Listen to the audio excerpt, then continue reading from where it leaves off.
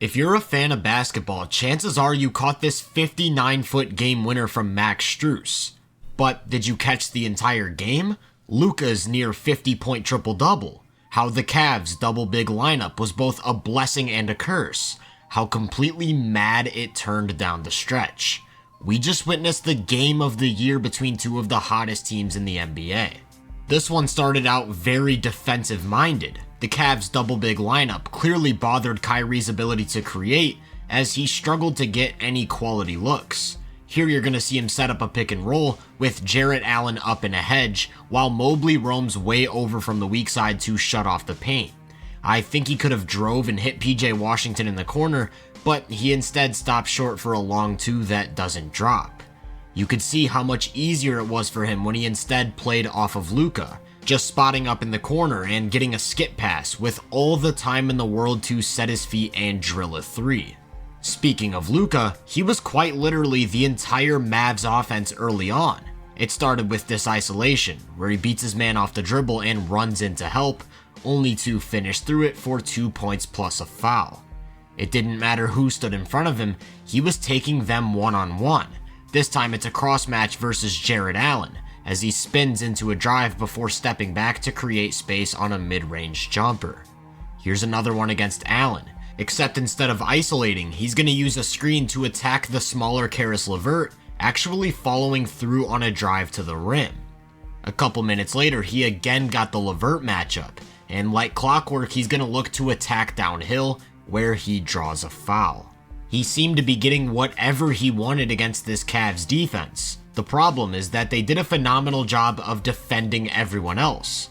They protected the three-point line, and on the rare occasion Luka did find an open shooter, they weren't falling. So despite him scoring 11 points and assisting on 5 more shots, Dallas really wasn't producing good offense as a team. Luckily, they had a defense of their own to fall back on. While the double bigs were the catalyst behind quite a few stops, they also happened to be Cleveland's downfall offensively. The Mavs threw Derek Lively on Mobley so that he could freely roam the court and shut off the paint at all times, because they're more than comfortable letting the big man die on outside jumpers. Then when Mobley tries to attack the space by putting it down on a drive, Lively does an incredible job of staying in front and protecting the rim. Overall, Lively was playing some really impressive interior defense. Again, Mobley tries to take him one-on-one, but with zero success. After a few minutes, the Cavs decided to bring in Dean Wade and switch to the one big look, which instantly created more space. Now Lively's in the primary action, not rotating to the rim, and PJ Washington can't overhelp because he has to worry about recovering to a shooter. This helped Donovan Mitchell get his game off in the spread pick and roll. Lively's dropping back, and he uses that space to attack on a drive, where once again Washington isn't able to slide down and offer that immediate second body. The same goes for Darius Garland. He sets up a pick and roll, and Luka is forced to tag Mobley, so a couple passes along the perimeter leave Isaac Okoro with a wide open corner three. In a tale of Luka versus the Cavaliers that was mostly driven by defense, the Mavs actually found themselves with a 1-point lead heading into the second. And because Luka played the entire first, usually these minutes are where Kyrie takes control. But he continued to really struggle. Every time he tried to attack the basket, the Cavs did a phenomenal job of taking it away. This time he looks to split the pick and roll, and Mobley gets a hand on the ball to force a turnover. As a result, he struggled to create any advantages, and quite a few possessions ran to the end of the shot clock before leading to a shot like this. Kyrie was 3 of 10 in the first half, not exactly ideal, and definitely not good enough to survive the non-Luka minutes. It also doesn't help that the Cavs were rolling offensively. Of course, they stuck with the one big look for some added space, meaning that when Lively helps down low, he has to recover hard to the perimeter, and gets beat on a closeout as LeVert takes it to the rack. Darius Garland could run his spread pick and roll with no interruptions, turning the corner and working his way under the basket before kicking it to Okoro, who's then gonna attack a closeout himself before dumping it off to Mobley on the block for some interior offense.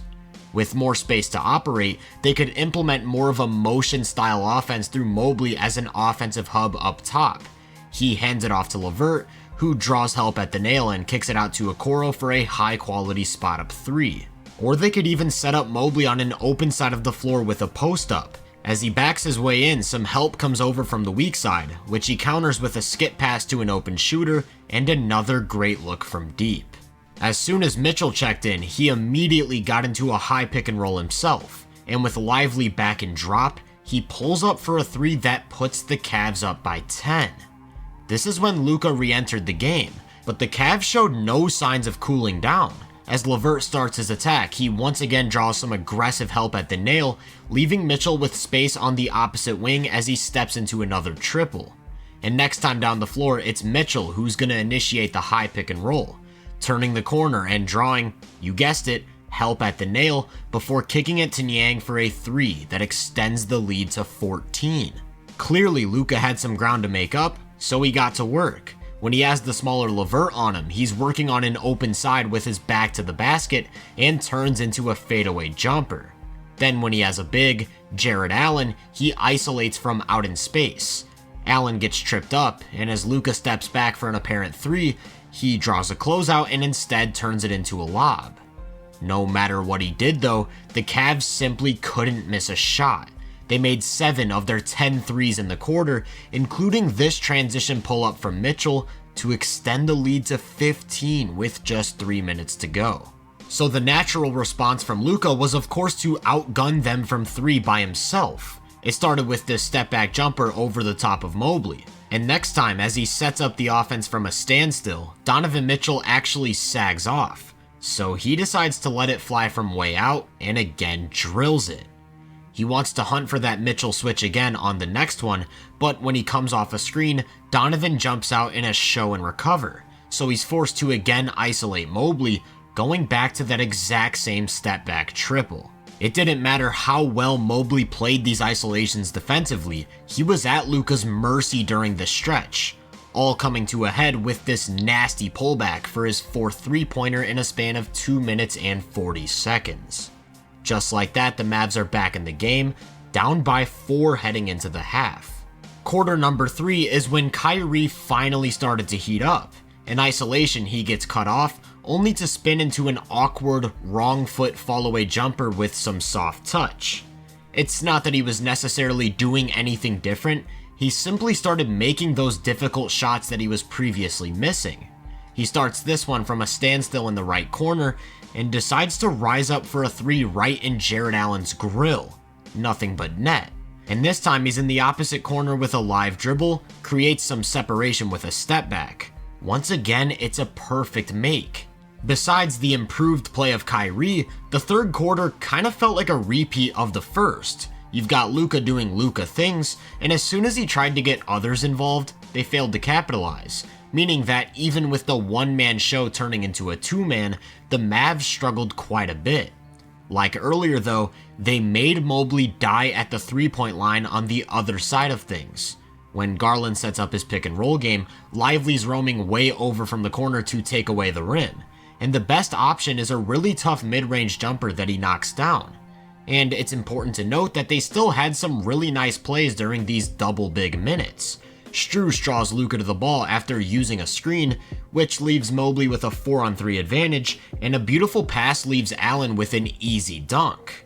For the most part though, they were forced to settle for tougher outside jumpers as a result of a lack of spacing, and because they shot 2 of 9 from 3 in the quarter, that wasn't exactly leading to good production.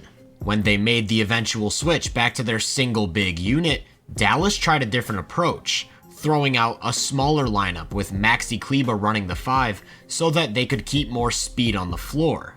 Maxi's such a unique defender in that he moves like a wing, but has the skill set of a big, so when needed he can play that role and execute drop coverage to near perfection. With that said, he doesn't quite have the same interior presence as a traditional center, so in that drop he's still a bit vulnerable. But he makes up for that with switchability. At the end of the quarter, he finds himself matched up with Garland in isolation and keeps up to get a stop. We've got a 1-point game heading into the final 12 minutes. At this point, it feels like we're in a time loop. The third quarter was mostly defense just like the first, and the fourth was all offense like the second. When I say trading buckets, I mean the first 5 minutes of this quarter were as back and forth as a basketball game can possibly get. Nobody missed, nobody turned the ball over, just score after score until we arrived at 98-98. Here the Mavs started a little mini run. Mobley overplays Luka out in space just a little bit too much, meaning that when PJ Washington catches it with a lane to attack, the only path to recovery is a foul, and in this case a chance at 3. He fails to capitalize at the line, but Tim Hardaway Jr. comes up with an offensive rebound and steps back for a mid-range jumper. Then on defense, they do a phenomenal job of protecting the paint from multiple Donovan Mitchell attempts at attacking, and that stop leaves Luka with an opportunity to take off down the other end, as he threatens a drive before stepping back into a huge 3. From there, it was right back to a game of back and forth, except one key difference. Instead of both teams scoring, neither could. Stop after stop after stop until Maxi Kleber finally broke the spell with a 3 to extend the lead to 10. Next time down, the Mavs set up a give and go, with Kyrie cutting off of Kleber up top for an easy bucket, and it was clear Cleveland needed a miracle, which they found in the form of Max Strus. It started with him setting a ball screen for Mitchell, which draws 2, leaving him wide open on a pop for 3. Then an inbounding violation got them the ball right back as he flew off a screen for 3 more. The game became a complete shootout. You've got Kyrie pulling up from 1 step in front of the logo. And on the other side of things, Strus comes right back with another ball screen that frees him up for yet another triple. After that, the Cavs finally get a stop and push it down court, where Strus hits his 4th 3 in a span of 70 seconds. We've got a 1-point game. Luka tries to match this shooting outburst with a long-range jumper of his own, but comes up real short, only for Cleveland to come down and find an open Donovan Mitchell, who retakes the lead. About a minute later, still a 2-point game, Mitchell tries a drive but loses the ball, and the Mavs take off in transition, where a little game of hot potato helps them tie it up. That last turnover didn't stop Mitchell from going right back to his pick and roll game on the next possession though. He steps back for another 3, and with some touch off the glass, they've taken complete control. Down 3, but with enough time to spare, Kyrie decides to take it to the rim for a floater and quick 2 points. And from there, it turned into pure madness. LeVert bounces off to Mitchell. Cavs will play keep away here. Dallas looks for a steal. Garland, he's tackled. Whoa, by Green, nothing was called. And the Cavs take a timeout. Oh my goodness. Mobley to inbound. The Mavs look to deny. Whoa, that ball's knocked out of bounds. Mavericks ball. In this situation, you can't have anybody get an easy shot. Kleber has that tip by Mobley, but Doncic gets it back. Doncic dumps inside Washington, puts it in. 2 seconds left. The Cavs are out of timeouts. They have to go 94 feet. Strus from midcourt. Oh! Do you believe this? Whoa! Despite starting the game poorly, Kyrie ended up with 30 points on 61% true shooting. Not too bad. Who really stole the show was Luka though. 45, 9, and 14 on 72% true shooting, in yet another MVP type performance as the Mavs were plus 13 in his minutes. Unfortunately, that still wasn't enough.